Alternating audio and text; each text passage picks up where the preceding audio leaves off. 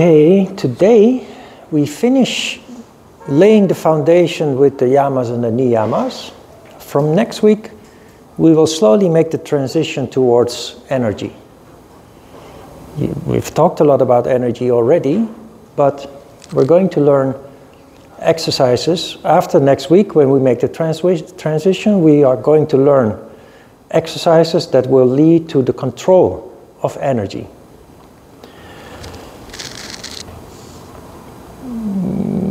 This is lesson 9. The subject is Svadhyaya. Sva is self, Adhyaya is translated, freely translated, means self-study. Self-study, as you may have the impression when you read the text, as many yoga teachers present it, seems to be something that you have to do deliberately. You have to sit down and say, now I'm going to observe myself, I'm going to study myself. It doesn't work like that. Self-study is the natural consequence of your increasing consciousness and sensitivity. Self-study happens spontaneously because your increasing sensitivity and especially consciousness leads to questions. And the first thing that every human being is curious about, the first questions always relate to ourselves. Once we have satisfied the questions pertaining to ourselves, we then start widening our field of curiosity. But first, we need to just naturally, instinctively, gain insight on who we are and why we are here. Why am I living this life? Why am I functioning the way that I do? Why do I feel the way that I do? Why am I different when I compare myself with other people? Or am I actually really different? Etc. Very existential questions naturally rise up. Self-study is a natural occurrence, and every yoga practitioner will naturally go into the process of asking and then, of course, answering those questions. It is a process that will continue for the rest of your life. It is like putting a big jigsaw puzzle together, existing out of 5,000 pieces. And every time you're able to put one or two of those pieces together, and every time when you put a piece together, every time when you have an insight, you feel so great. You think, oh my goodness, I have answered the most important question. Only to realize the next day that there are yet so many more questions to be answered. But it is a wonderful process. Increasing insight, increasing understanding. We think, we do, everybody thinks to have a relative idea about who we are. And of course, that is to some extent correct. But you're going to function on a whole new level of consciousness, a whole other dimension, where you discover elements of yourself, characteristics of yourself you had no idea existed. So it's a very wonderful process. You see in the second paragraph that practicing Svadhyaya is only possible if you understand and practice purity, austerity, and contentment. But it's not really explained why and what that means. First of all, austerity That is what we do when we practice yoga. We subject ourselves consciously and deliberately to a form, a discipline that actually it causes discomfort. We learned about tapas last week, austerity, and the definition of tapas is subjecting yourself to discomfort in order to gain strength. As a result of the practice of austerity, we become healthier, stronger. But in yoga terms, what really happens is our most precious asset increases, and that precious asset is our energy. It is because of this that our consciousness awakens, and then from that day on increasingly widens. So it is because of tapas in the first place that this transformation takes place, this change in sensitivity and consciousness. So tapas is important in the concept of self-study. Purity is important because it is about purification. We have, since we were born, we have accumulated huge amounts of data, memory, from our education, from our upbringing, our parents, our environment. Very much and big influence is the media.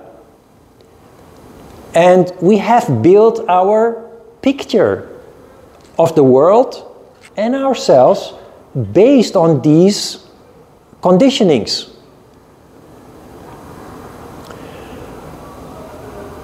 I compared it last week or the week before with an onion.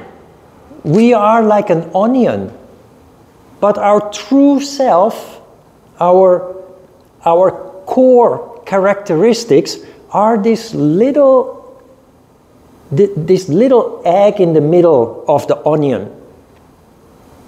which is then surrounded by many of those layers that make the onion into a bulb.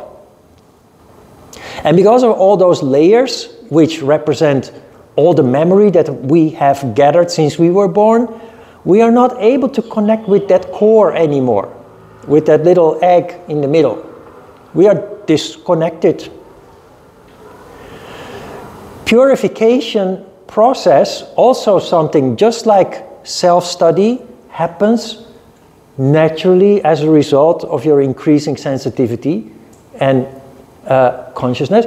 You start, in your quest for answers, you start peeling off those layers one after the other. And eventually you will end up at that core. Your true characteristics will eventually become more and more apparent. Purity means the purification from this pollution, this conditioning, but purity also means that you are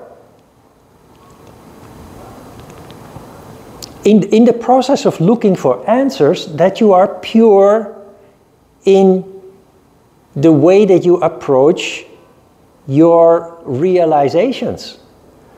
Why is this important? Because not everything is a bed of roses. Not every revelation or realization is a pleasant one. You may find also some nasty things about yourself. And if you react in an instinctive way, nobody likes that.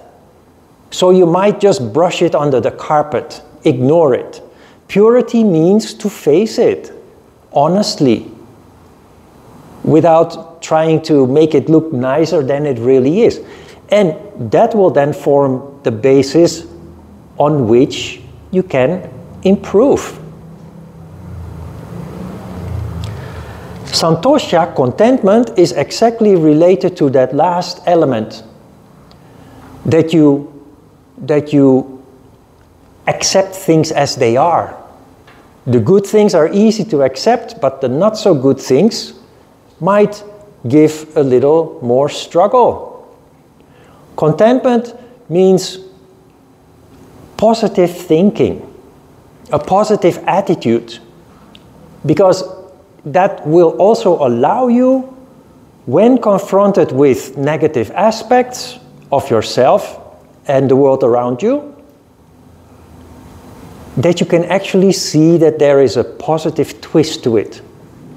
Because everything that on the surface appears to look bad, if you can see the reason and the purpose behind it, the essence of it, you always come to the conclusion that it will turn into something good if you approach it in a positive way. That is contentment.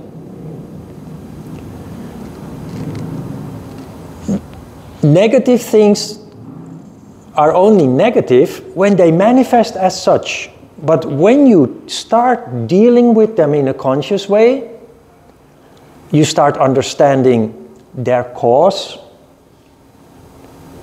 then you can see that you can actually use it to your advantage to turn it into something positive. It can lead to change, positive change. So that is what Santosha is about.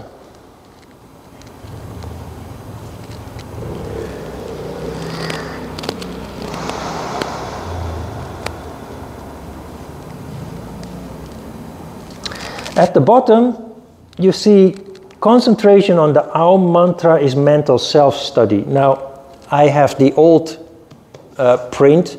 I don't know if I have updated the print that you have, but every time when you read the word Om, it means meditation.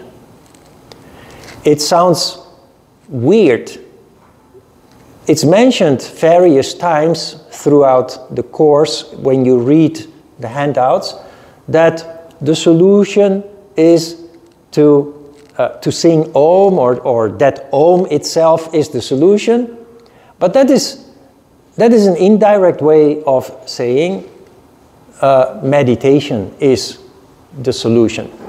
Meditation is what will help. How is meditation helping you in the practice of self-study?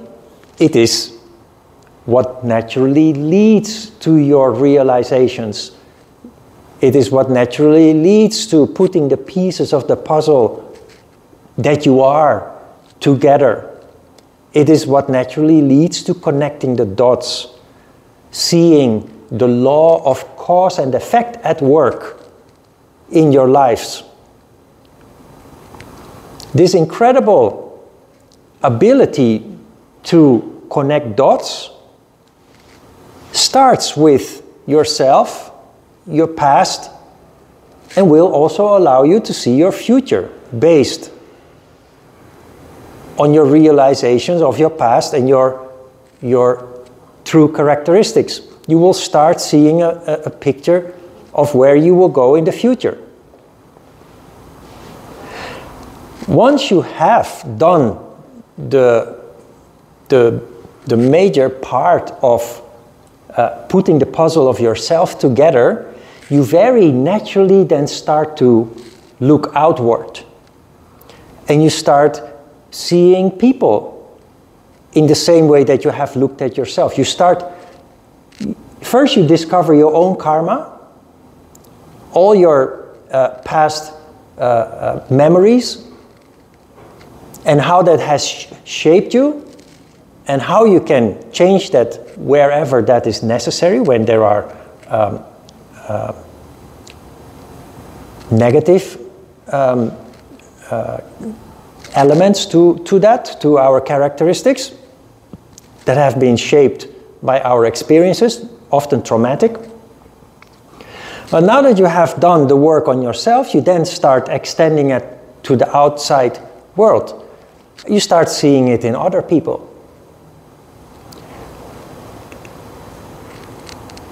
This opens the door to becoming a natural healer. As a yoga teacher, instead of teaching and focusing on exercise, you focus on what yoga really is about, what yoga was originally meant to be. The way that I teach yoga gives people insight and helps people to find healing.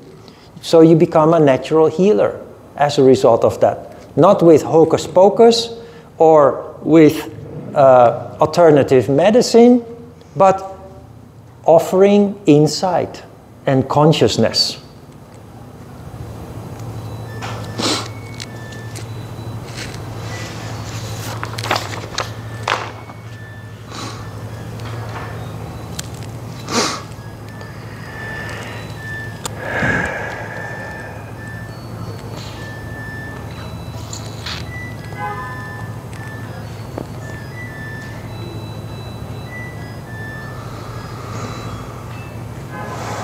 On page 2, you see the first paragraph opening with yoga opens the cosmic memory.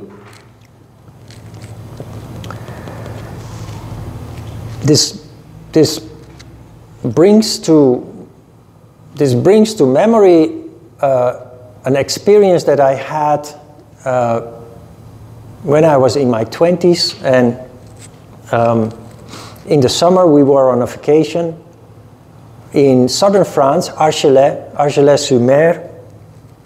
And what do you do when you go to Argelès-sur-Mer? You go to the beach every day if the weather is nice. So we were on the beach, and in Argelès-sur-Mer, in the middle of the beach, there is a stream that comes from inland, dumping its water into the sea. It was summer, there was not much rain, so it was a very small trickle. But nevertheless, it was sneaking its way through the beach towards the sea. And my brother and I just naturally started canalizing that water. We started, the way that it snaked through the beach, we started straightening it. We started building dikes to canalize the water. And at some point, we started noticing there was an older French man standing there with a pipe in his mouth and his hands by his back, and he was standing there observing what we were doing for like 15 minutes or so. And at some point, he mumbled, "Vous êtes Hollandais? You must be Dutch." And it took me many years to understand what happened there. But he put his finger on our cosmic memory. Because what he really meant is, he recognized what was going on there. For us, it was just play. But he basically discovered our deepest karma. Because in his eyes, only Dutch people would do something like that. Why? Because the Dutch have for hundreds of years struggled with water. Our country is below sea level, and we have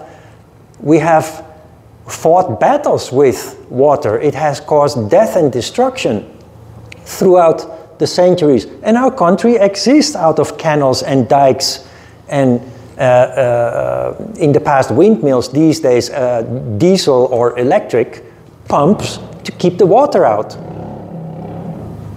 So you're not aware of it, but your past is deeply ingrained in your genes. And that is why Dutch people, when they see water, they just instinctively try to contain it, to control it. That is what, in a practical sense, this cosmic memory is about, and you will discover something similar. Every country, every culture, every region even of a country has their own particular karma. We're just not aware of it. And it is those little things, if you contemplate, if you reflect, you deeply understand the essence of what is going on.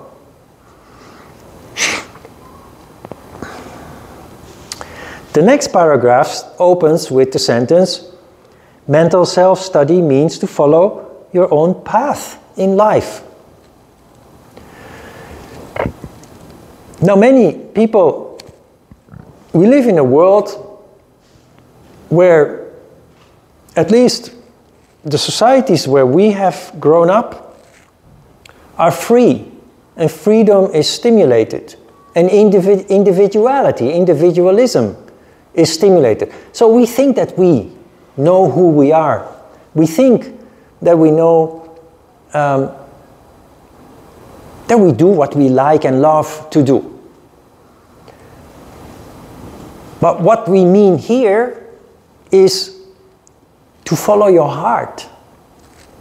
And I've referred to this before, maybe at the introduction workshop or in the very first class that we had, that throughout all those years that I've been teaching yoga, I have seen my students transform. They were normal people with normal people's jobs and normal people's dreams and desires.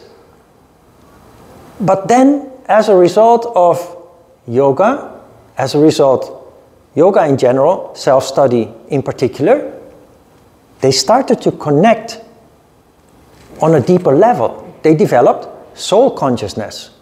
They started to develop what really makes their heart beat. That is what following your own path in life means. And it has led to very remarkable developments. People start to follow something that they're passionate about. Before, they lived their lives the way that they were indoctrinated to live their lives. Indoctrinated by education, by upbringing, by culture, by society, also by the government. The government wants us to live certain ways of life so that we are constructive and contributing to society. The dreams that we have, we push aside, thinking that is not realistic, it's not helpful, it's just a dream. But as a result of your yoga practice, your increased sensitivity and consciousness, it becomes undeniable. The way that we are conditioned becomes kind of an obstacle, a kind of a pollution, hence the purification process. And the feeling that we have in our heart, the dream that we carry in our heart, the voice of that dream becomes louder and louder. So we start to explore it. And we dive deeper and deeper into it. And eventually we make the transition.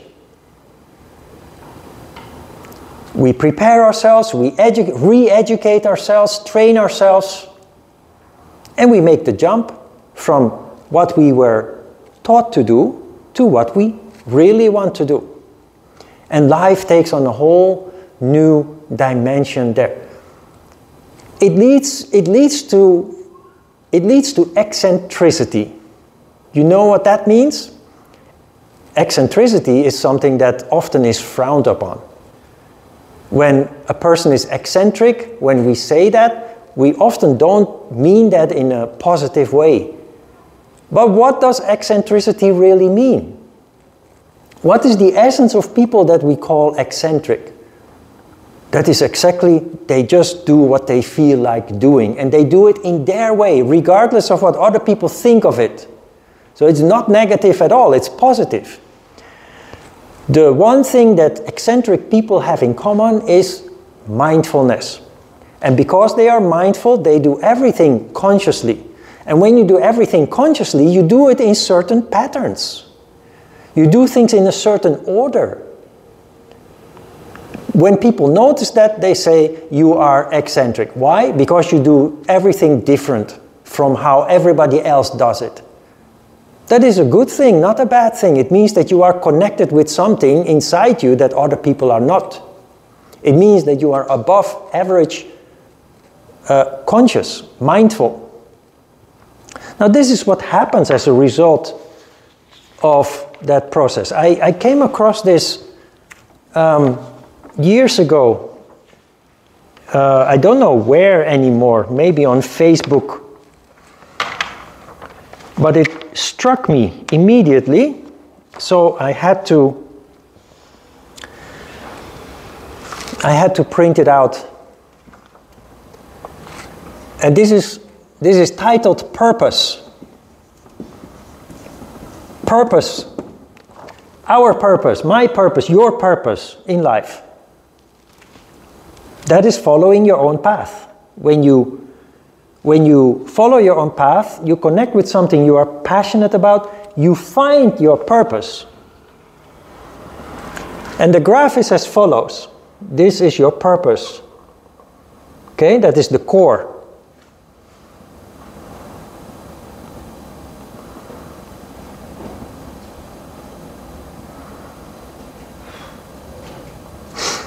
This is purpose. Now you have 4 overlapping circles.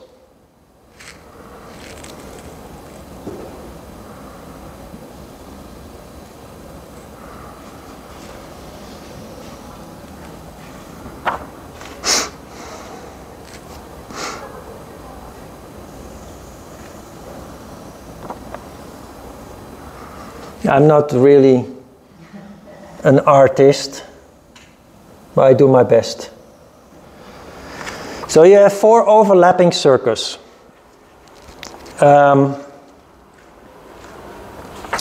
Purpose starts with passion. What are you passionate about?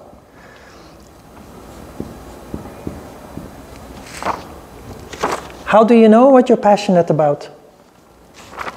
When you're passionate about something, how does that differentiate from things that responsibility, chores? It gives you energy rather than makes you depleted. Yes, exactly.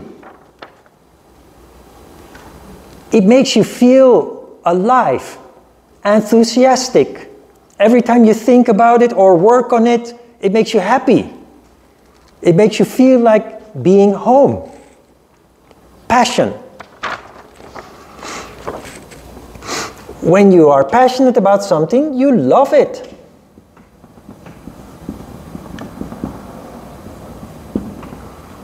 You love it.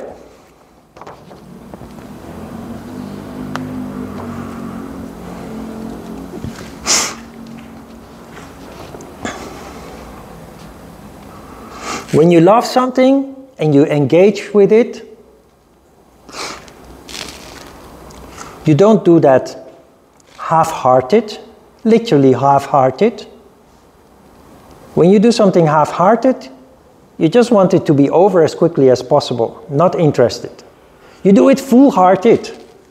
What happens when you do something full-hearted, mindful, focused? You become great at it. You naturally become great at what you're doing. A specialist.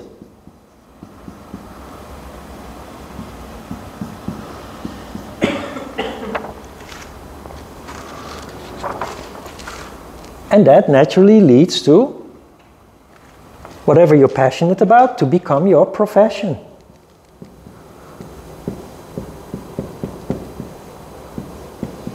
You start to work in that field. This is the process that I've seen many yoga students go through. Discovering something that makes their heart tick. And then gradually more and more following up on it, exploring it, and eventually making it their full-time occupation. As a person and as a profession. Passion is equivalent to when you feel you need to do something.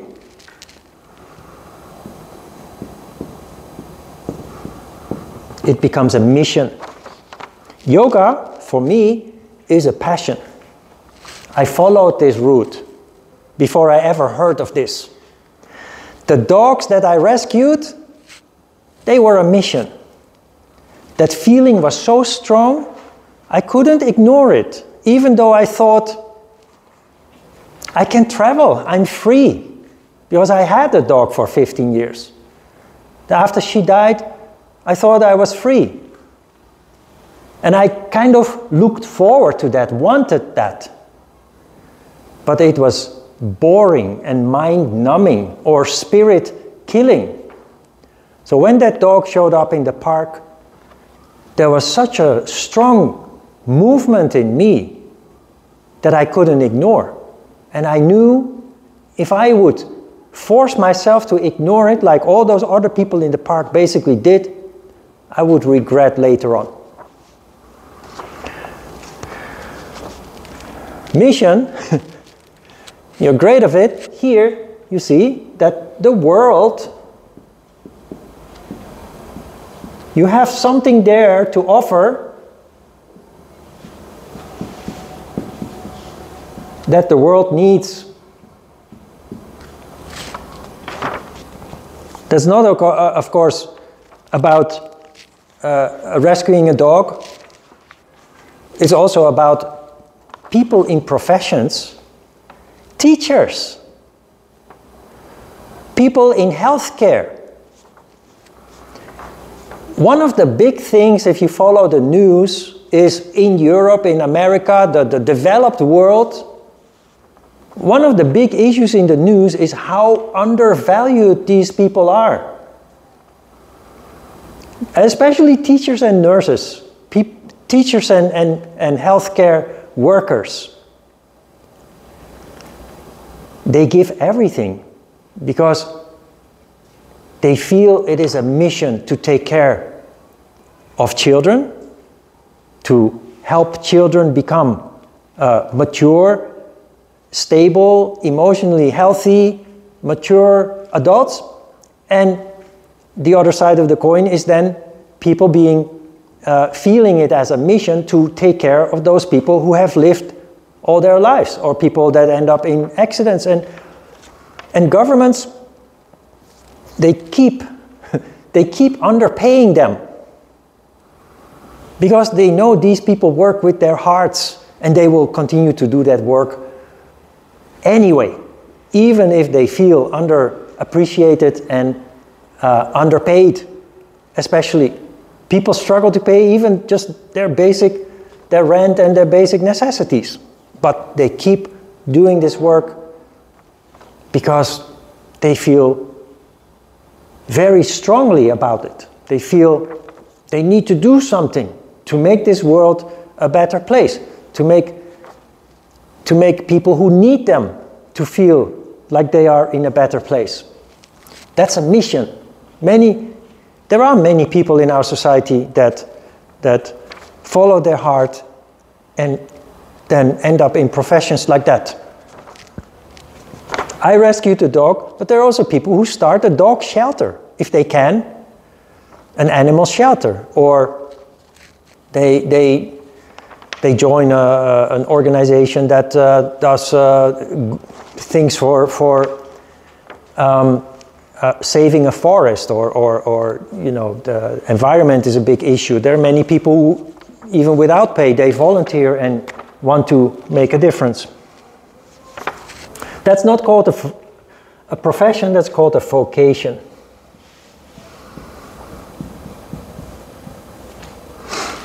And now, in the end,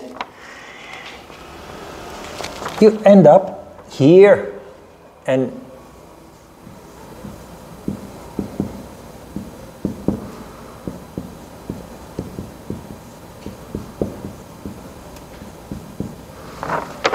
you are paid for it. How important is this? For yogis, this is crucial. You cannot live a life in the gray zone of where most people are, because it kills your spirit. And once you have experienced, once you have felt enthusiasm, passion, also compassion, You can't live without it anymore. And what feeds your enthusiasm and your passion is following your heart. But this also means if something doesn't feel good, we have to learn to end it. And that sometimes means quitting a job that you have dragged yourself. Every morning your alarm clock rudely wakes you up. You go through the motions to have your breakfast and take a shower and do your makeup or things that you need to do before leaving home. And you go home and you see millions of people like that during rush hour. Look at it through this new lens that we now have, and you see many zombies. People without spirit that just go through the motion just because they have to. Because that is how they were conditioned to function since ever they were the day that they were born. And they don't know that there is an alternative. So they just keep going through those motions. It's very sad. Once you understand that, you will see the sadness of all this. And you also realize that even if you tried, you cannot live like that anymore. Following your heart is not easy. There will be big obstacles on the way, big challenges on the way. And while at first sight you might think it's easier to live a great life like all those zombies, then I don't have to deal with all those challenges and obstacles. Every time when you deal with the challenges and the obstacles, you actually realize time and time again that they enrich you, that they allow you to grow more.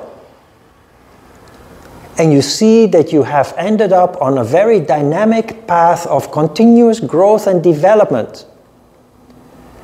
You also see that other people, your loved ones, family, friends, people that you know, you compare them from today compared to 10 years ago, or 15 or 20 years ago, and you see that they haven't really evolved. So being on this path is kind of unstable, but there is no alternative anymore. You cannot live without that energy anymore. Because this energy is the vital energy that we keep talking about. It is the energy of life. It is what in Korean is called ki energy. In Chinese it's called chi energy, chi. Not every energy is vital. There's energy, and there's energy that sparkles. That is why people get older. There are people who get older and they look their age, and they act their age. And there are people who get older and they have a sparkle. They still have enthusiasm. There is still life in them. And I always use this as an example. Sir David Attenborough.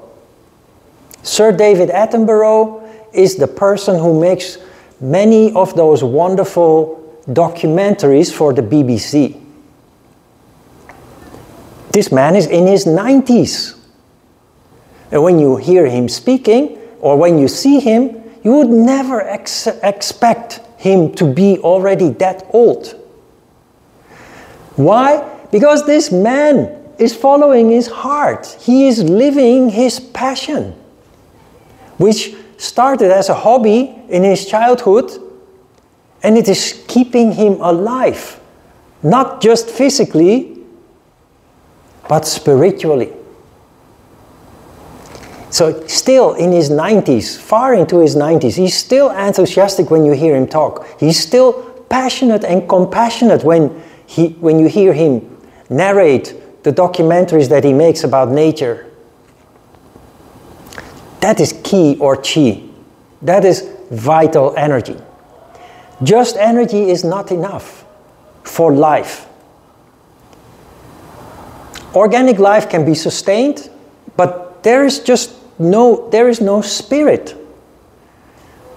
And when you talk about spirit, that is what you feel when you feel enthusiasm, when you feel love, when you feel passion, compassion. Then ironically or cynically, we live in a world where we are raised to avoid this, to avoid enthusiasm and passion and compassion, because they think it's foolish. Our parents and teachers think it's foolish. Just focus on your work, just focus on your books, just focus on your studies. And it's true. And that is probably why there is this misguided notion that you should not follow your feelings. Because it does lead to some instability. That is why we have yoga. We need a system, we need a framework with which we can canalize these big amounts of energies that are being released when we start following our heart, when we do allow passion, enthusiasm to be in our lives, to be part of our lives.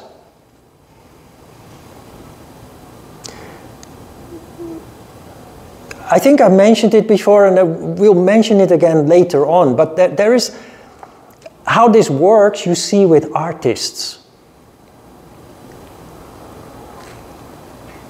Artists are artists because they have above average amounts of vital energy. And it expresses itself in their creativity. Whether they sing or whether they paint or whatever art they create. I've worked with artists in Korea too. And one thing that real artists have in common all over the world is instability. They have tragic relationships, drama all the time. They have issues with substance abuse, drugs, alcohol. And many of those artists end up dying prematurely.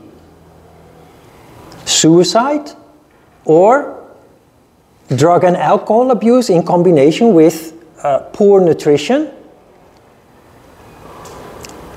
And they end up dying prematurely in their 30s, 40s, tragically. So our parents and teachers to some extent are right.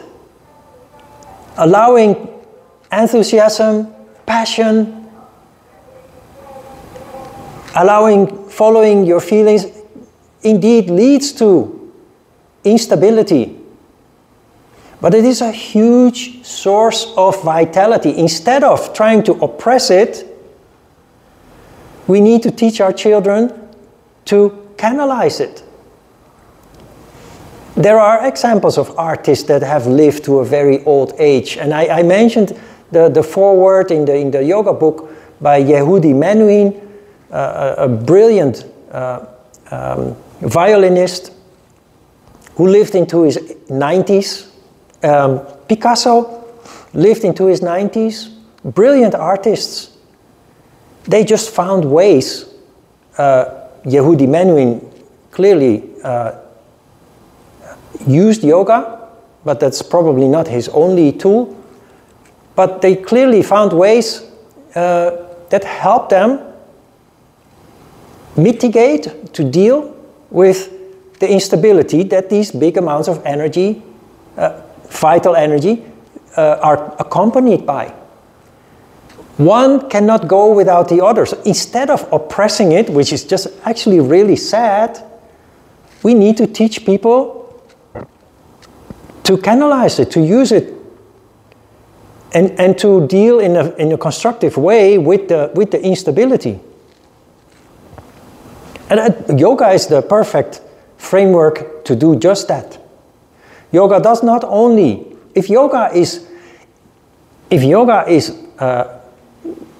practiced and learned, studied in in the original way, the traditional way, it not only generates this vital energy, but it gives all the tools we need to control it, to canalize it, so that it will manifest in constructive and positive ways. And the other side of the coin is that when we have large amounts of this vital energy and it is not contained, it becomes self-destructive. It turns against us. That is where all the drug and alcohol abuse comes from.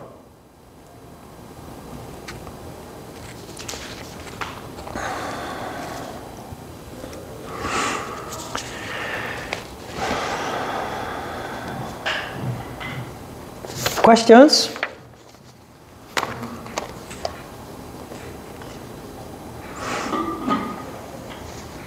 Through your lifetime, is it your purpose one, or does it change? It can evolve. It can evolve. I was very passionate about Korean martial arts. It doesn't affect me at all anymore. I just have a feeling that I worked through it, I worked it out, and it just served a purpose. And that's it. I'm totally not interested anymore, totally not. As passionate as I was about it in the past, it doesn't touch me anymore, it doesn't affect me anymore. Yoga does. It's also with yoga where everything started.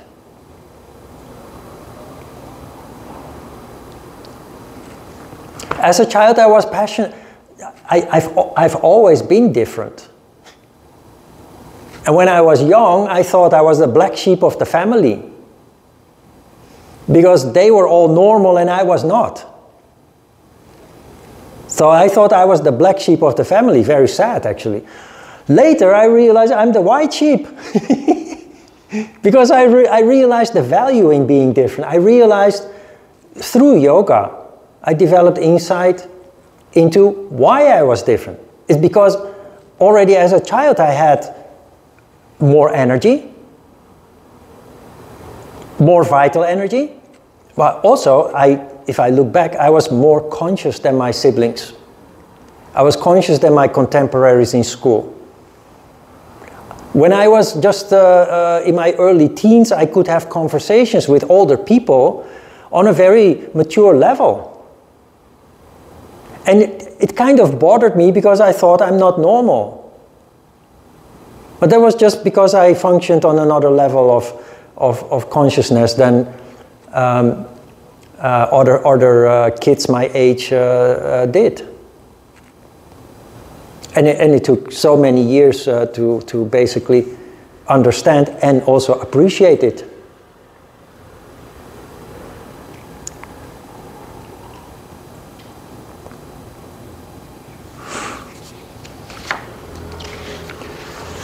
I've dealt with the instability that comes with it, the self-destructive side of these huge amounts of energy. But yoga really is what made the big difference. I would probably not be here. I would probably not be alive anymore if I had not found yoga. Just like my two brothers died too young. So there you have it. All right, let's have a short break.